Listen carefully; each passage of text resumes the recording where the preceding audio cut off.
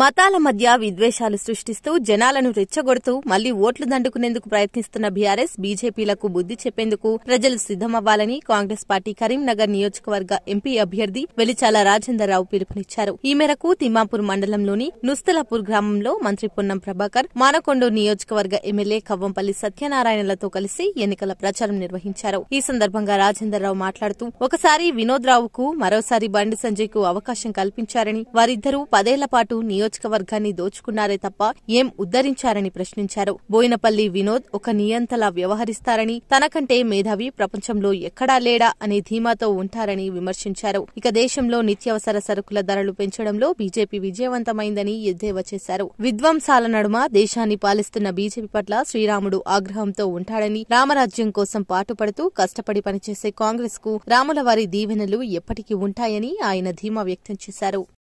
రాత్రి బీఫామ్ తీసుకొని మొట్టమొదటిగా తిమ్మాపూర్ మండలంలో మీ అందరి ఆశీర్వదించినటువంటి వెలిచాల రాజేందర్ గారు ఒకసారి గట్టిగా చప్పట్లతో స్వాగతం చెప్పాల్సిందిగా కోరుతాను. దయచేసి అందరూ కూడా ఇటువైపు వస్తే ఆ ట్రాఫిక్ క్లియరెన్స్ అయిపోతుంది.